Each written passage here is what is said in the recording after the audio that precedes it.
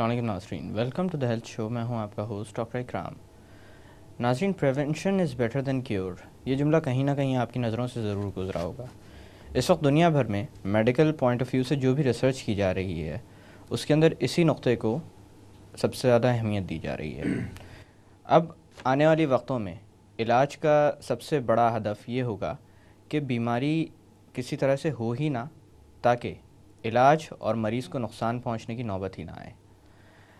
آج ہم بات کریں گے ایک ایسی فیلڈ کی جو کہ اسی کے ساتھ بہت گہرا تعلق رکھتی ہے. فیلڈ کا نام ہے پریونٹیو میڈیسن. اور آج کے اس موضوع پر روشنی ڈالنے کے لیے بطور مہمان ہمارے اسٹوڈیو میں موجود ہیں ڈاکٹر علی عمران، جو کہ former head of the department ہیں of community medicine at sir Syed medical college, اور اس کے علاوہ یہ گلوبل ہیلتھ کنسلٹنٹ بھی ہیں اور پریزیڈنٹ ہیں انٹرنیشنل ایڈ سوسائٹی کے. آئیے ان سے جانتے ہیں پریونٹیو میڈیسن کے متعلق. السلام علیکم ڈاکٹر صاحب. وعلیکم السلام. کیسے ہیں آپ؟ الحمدللہ، آپ خیریت سے؟ اللہ کا شکر ہے. ڈاکٹر صاحب، پریونٹیو میڈیسن میرے خیال سے اس وقت سب سے زیادہ تذکرہ اسی چیز کا چل رہا ہے دور حاضر میں، اور خاص کر ریسرچ اسی پر فوکس کر کے کی جا رہی ہے. آپ سے یہ جاننا چاہوں گا کہ کس طرح کی فیلڈ ہے یہ؟ دیکھیے، آپ نے جیسے فرمایا بہت اچھی بات کی کہ پریونٹیو میڈیسن کو ہم یوں کہیں ایسی طب جو بچاؤ کی طرف رجحان دیتی ہو. لیکن میں لے مین لینگویج میں اس کی جانے سے پہلے بتاؤں کہ اس کو ہم دوسرے الفاظ میں کمیونٹی میڈیسن کے لفظ سے بھی بعض دفعہ جانتے ہیں اور بعض دفعہ اس کو پبلک ہیلتھ.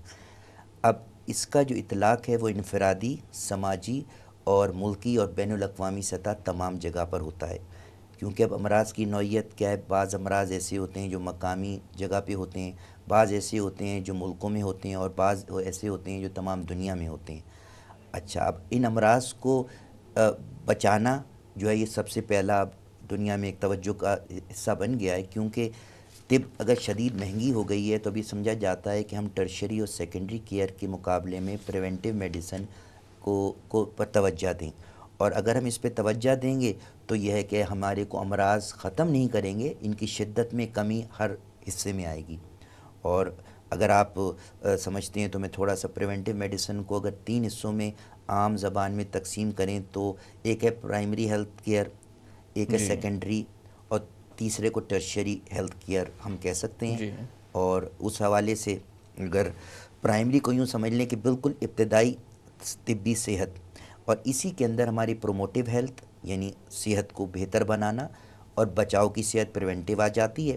پھر جب ہم تھوڑا سا آگے بڑھتے ہیں اور ہم لفظ کہتے ہیں سیکنڈری ہیلتھ کیئر، یعنی یہ وہ طب ہے جس کے اندر مرض تھوڑا سا ہو گیا ہوتا ہے، ابتدائی حصے میں ہوتا ہے، اور مرض کو ٹھیک کرنے کے لیے چاہے دوا کا سہارا لیا جائے یا کوئی اور سہارا وہ آتا ہے. اور تیسرے کو ہم ٹرشری کیئر کہتے ہیں، اور اس کے اندر یہ ہوتا ہے کہ مرض اپنی شدت کے اندر کافی آگے نکل جاتا ہے. بعض دفعہ اس میں اعضاء کی تبدیلی ہوتی ہے، بعض دفعہ اس میں شدید لیول کے دوسرے عوامل کو استعمال کیا جاتا ہے. اور اس کی مثال کے لیے اگر میں تھوڑا سا ڈائبٹیز کی مثال لوں کہ اگر انسان جو ہے صحیح غذا کھا رہا ہے اور صحیح صحت مند ہے اور اس کو شوگر نہ ہو تو یوں سمجھ لیجئے کہ وہ اپنی ہیلتھ کو پروموٹ کر رہا ہے اچھی غذا سے اور وہ نان ڈائبٹک ہے. لیکن اگر وہ کسی موقع پہ کچھ علامات دیکھے اور اس کو اسکرین کرا لے، اور اگر اس میں تشخیص ابتدائی درجے کی ہو تو وہ سیکنڈری کے ابتدائی درجے میں آ کر علاج کی طرف توجہ دے گا. اور اب چونکہ شوگر سے بہت سی پیچیدگیاں ہوتی ہیں مختلف ہمارے جسم کے اعضاء کی، میں 5 حصوں کا نام تو نہیں لوں گا، مثلاً کہ پیر کی ہو گئی یا گردے کی. اب اگر ارلی فیز میں ابتدائی سیکنڈری لیول پر ہم نے پکڑ لیں گے ہم ڈائبٹیز کو، تو ہم مریض کو یعنی ہم مریض کو اچھا مینیج کر کر اس کے کمپلیکیشن کو ڈیلے کر کے اس کو ایک اچھی صحت مند زندگی دیں گے. لیکن اگر نوبت فرض کریں کسی نے نہیں کی اور فوٹ گینگرین ہو گئی اور فوٹ ریموول ہو گیا تو یہ ٹرشری کیئر ہے، یا ڈائلیسس تک چلا گیا، یا آئی میں ڈائبٹک ریٹائنوپیتھی ہو گئی اور اس کی وجہ سے کچھ مشکلات، تو اسے ٹرشری کیئر تک جائیں گے. تو ایک مرض جو ہے وہ کئی جہتیں رکھتا ہے اور کئی اس کے حصے ہوتے ہیں. اور یہ سادہ زبان میں کیونکہ ہمارے ملک میں شوگر کا مرض بہت زیادہ ہے اور یہ اس کی سیکنڈری بیماریاں کہلائیں گی. لیکن اگر ہم اچھے طرز زندگی اپنائیں تو میرا خیال ہے بہت سے عوارض کی نوبت ہی نہ آئے.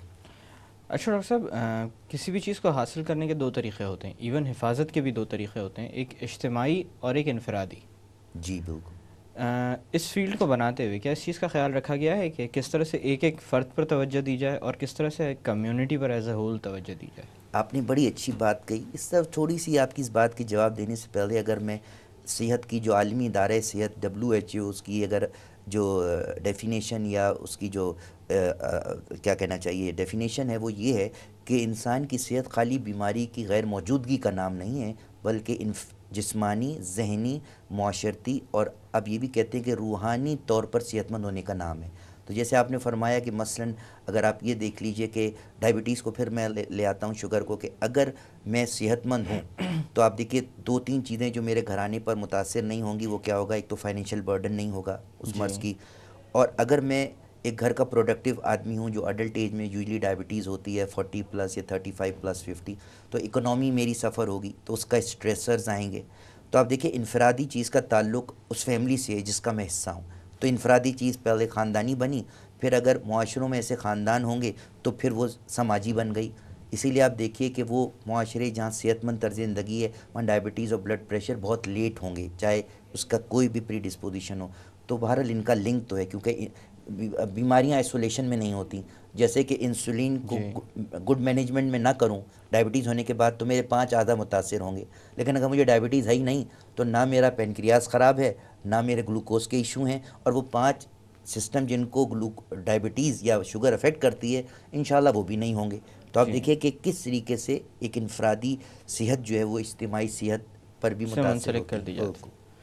اچھا ڈاکٹر صاحب، میرے خیال سے کسی بھی عمل کو جب کیا جاتا ہے تو بہتر یہ ہوتا ہے کہ جس عمل کے رد عمل کے طور پر وہ عمل کیا جا رہا ہو اس کو سمجھا جائے۔ بیماریاں مختلف انواع و اقسام کی ہوتی ہیں، ان کے پھیلنے کے بھی طریقے مختلف ہوتے ہیں۔ کچھ بڑے بڑے طریقے آپ بیان کرنا چاہیں گے جس سے بیماریاں ایک انسان سے دوسرے انسان تک رسائی حاصل کرتی ہیں یا اپنے آپ کو زندہ رکھتی ہیں؟ ماشاء اللہ آپ نے اچھی بات کی۔ دیکھیے اگر ہم ابتدا کریں تو جیسے ہم اور آپ ہیں، ہماری ابتدا انسان کے ایک جوڑے سے ہوتی ہے، تو عام طور پر موروثی عوارض بھی ہوتے ہیں، جو ابھی ہم وراثت میں ملتے ہیں۔ وراثت میں ملتے ہیں۔ پھر جب ہم زندگی میں آ جاتے ہیں، یا زندگی میں آنے سے پہلے ایون جب حمل کا ایک پروسیجر ہے، جو مطلب ابھی انسان دنیا میں نہیں آیا ہے، وہاں کے بھی عوارض ہوتے ہیں، ان کے بھی وجوہات ہیں۔ پھر اگر آپ دنیا میں ہیں تو جو بڑے کامن ہیں ان میں آپ کا پانی آ گیا، پانی سے پھیلنے والے بیماریاں یا عوارض۔ پھر اسی طریقے سے ہم انسانی زندگی میں مختلف وجوہات کی وجہ سے خون کا انتقال کرتے ہیں، تو خون سے پھیلنے والی بیماریاں۔ پھر ایسی ہمارے گرد و نواح میں اگر ہم اپنے انوائرمنٹ کو دیکھیں، جو ہمارے گرد و پیش ماحول ہے، اس میں ہوا کا ایک رول ہے، ہوا سے پھیلنے والی بیماریاں ہیں، اور پھر شور سے پھیلنے والی بیماریاں بھی ہیں۔ تو اگر آپ دیکھیے کہ بیماریاں خالی اس بات کا نام نہیں ہے، بلکہ ان کے روٹ آف ٹرانسمیشن بہت سارے ہیں۔ پھر ہمارے جسم کی بہت ساری سیکریشنز ہیں، ان سے بھی پھیلتے ہیں، ہمارے انسانی تعلقات سے کہ وہ قانونی ہیں یا کسی وجہ سے غیر قانونی ہیں، اور ان سے بھی پھیلتے ہیں۔ تو پھیلنے کی وجوہات موٹی مختلف ہاں یہ ہے۔ ہو سکتی ہیں۔ اچھا ڈاکٹر صاحب، پانی کا آپ نے تذکرہ کیا تھا، بات شروع کرنا چاہوں گا میں پانی سے۔ ویسے تو دیکھا جائے تو ہوا اس سے زیادہ ہمارے ارد گرد پائی جاتی ہے، اور وہ بھی ایک وجہ بن سکتی ہے بیماری پھیلنے کی، لیکن پانی کیونکہ اس کو زندگی کی علامت کہا جاتا ہے، کہتے ہیں زندگی بنی ہی اسی سے تھی، اور بیماریاں پھیلانے پر جب یہی پانی آتا ہے تو میڈیکل کی کتابوں کے کئی صفحے کالے ہو جاتے ہیں، اتنے نام ہیں بالکل صحیح بیماریوں کے۔ اسی مناسبت سے میں آپ سے یہ پوچھنا چاہوں گا کہ پانی کی صفائی کا خیال کس طرح رکھنا چاہیے، اور کون سے موزوں ترین طریقے ہیں، یہ دیکھتے ہوئے کہ ہر کوئی انسان صاحب استطاعت نہیں ہوتا، اپنی اپنی استطاعت کے حساب سے کون کون سے ایسے طریقے اپنائے جاتے ہیں کہ پانی کی صفائی کا خیال رکھا جا سکے؟ ماشاءاللہ آپ کا یہ سوال کو کہ دیکھنے میں چھوٹا لیکن یہ طویل آنسر چاہتا ہے۔ پہلے تو سب سے پہلے دیکھیے، انسان ہو یا دنیا ہو، اس کے 70% حصہ پانی ہے، تو پانی تو جزو حیات ہے، یعنی ہر ایک کو چاہیے، بالکل اور کم و بیش ہر آدمی کو 8 سے 12 گلاس یا 1 سے 2 لیٹر پانی کی ضرورت ہے روزانہ۔ اب اگر وہ پانی صاف نہیں ہے تو اس پانی سے عوارض آئیں گے۔ اچھا، پانی کے اندر کیا ہے؟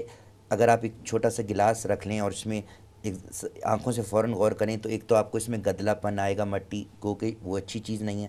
دوسری چیز کیا ہوگی؟ اس میں جراثیم ہو سکتے ہیں، دیکھنے میں صاف ہے تو اگر ہم جراثیم کو سے بچاؤ نہیں کریں گے تو وہ ہوں گے، اور دوسرے کیمیکلز بھی اس میں ہوتے ہیں۔ تو اگر میں پانی کے 2-3 مین عوارض کا ذکر کروں، ایک تو مثال کے طور پر آپ دیکھیں بچوں میں اموات کی مین وجہ صاف پانی کی کمی ہے، جس میں آپ دیکھ لیجئے ڈائریا ہو گیا، کولرا ہو گیا، ٹائیفائڈ ہو گیا۔ تو اور اس کے کیمیکل میں آپ دیکھ لیں لیڈ پوائزننگ، ایسی مچھلی سے مر بالکل کری ہے۔ اب اگر ہم یہ بات آپ کے سوال کے آخری پورشن پہ آئیں تو بڑی سمپل سی بات ہے کہ پانی جتنی بھی آبادی ہو سب پی رہی ہے۔